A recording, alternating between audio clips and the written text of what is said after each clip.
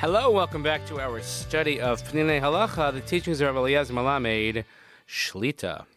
We are getting closer and closer to Rosh Hashanah, so I would like to take a couple of sessions so we could look at Rosh Hashanah itself, Bigadol, as they would say. So here, Yom HaZikaron v'Hadin, Yom Tamir v'Ne'elam hu Rosh Hashanah. One of the great hidden, meaningful days is, of course, Rosh Hashanah, Hayom Shabo, Borei Hashem es Hashanah HaChadasha, Umanik Chayim Chadashim L'chol Bruav. It's the day that Hashem creates a new year and infuses new life into all of his creations. Shorsho be'elyonim, the root of it is, of course, from up high.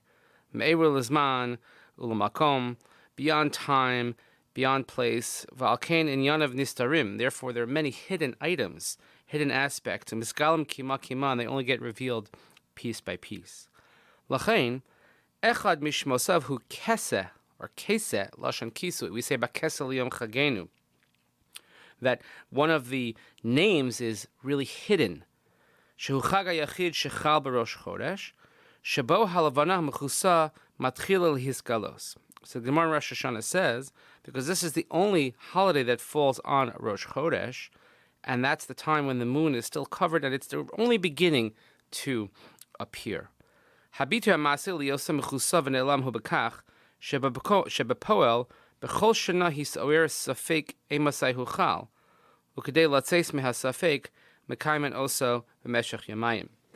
And the nature of this hidden aspect of the holiday is we're never sure exactly when it would fall, and therefore the Gemara explains this is why Rosh Hashanah is always 2 days, because they didn't have set calendars like we have. They did it based on the appearance of the moon. So since it was still in its covered state, they never understood exactly or knew exactly when it would be. That's why Rosh Hashanah came out to be 2 days.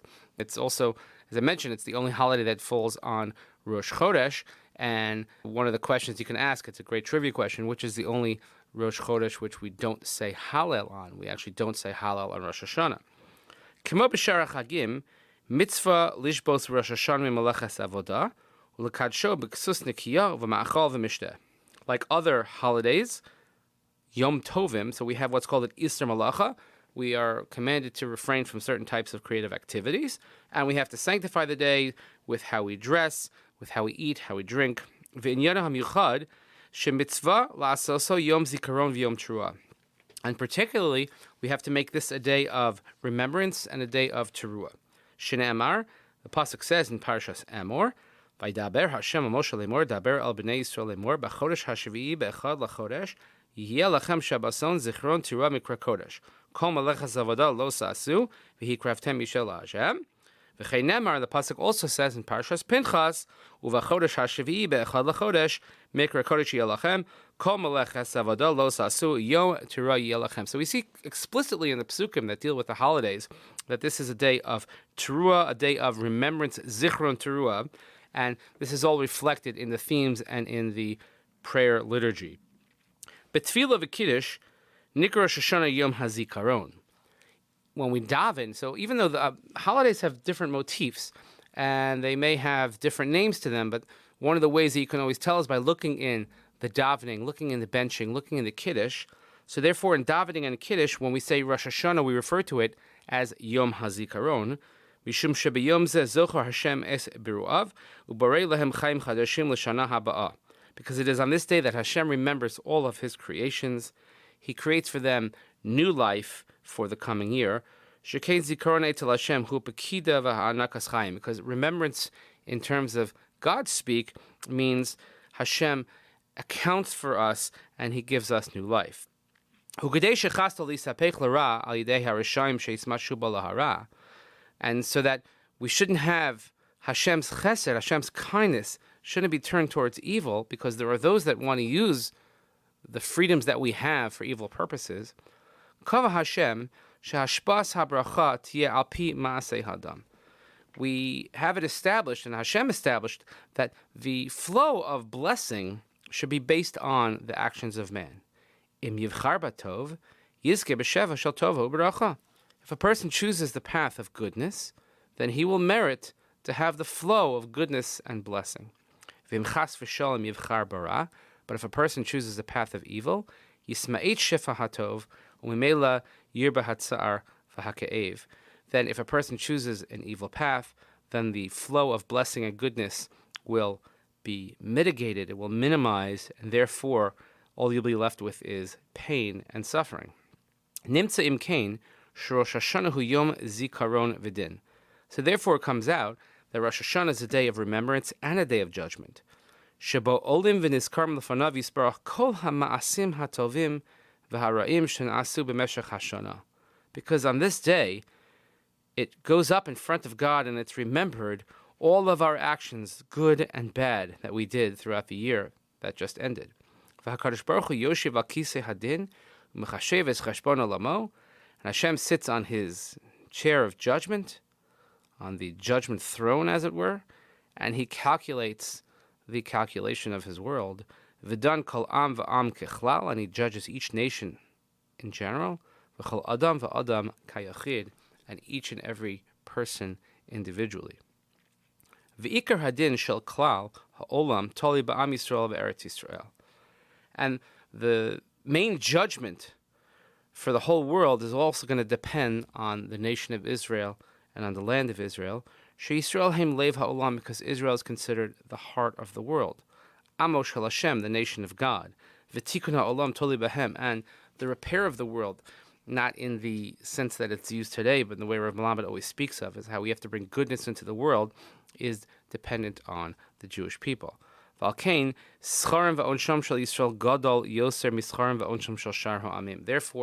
the reward and, on the other hand, the punishment for the Jewish people is greater than the reward and the punishment for other nations. Therefore, God judges the Jewish people first. The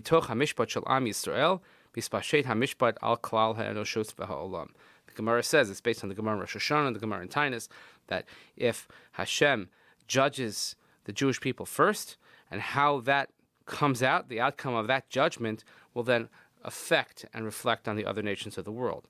And through the sounding of the shofar, our remembrances, or how God remembers us or recounts our actions, they go in front of God, hopefully, l'tova, for good. Uviyom shebo Hashem zocheres beruav.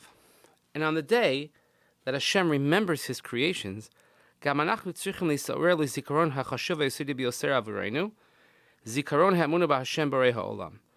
So while Hashem is recounting and recalling and remembering each one of us, we have some remembering to do as well.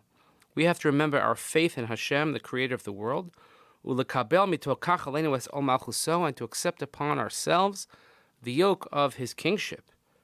V'av shegam b'chol hashana mitzvah lizkor yisodos ha'emunah, and even though all year round we are commanded to remember the foundations of faith, bayom shekava Hashem lizkor bo es beruav, v'ladun osam al kol ma'asehem latov u'lemutav, gam anachnu tzrichim keneged zeh lihisbonein yoser b'malchuso, v'la'aroch cheshbon nefesh nokev al matzavenu u'lekabel al atzmeinu l'shaper es ma'asenu.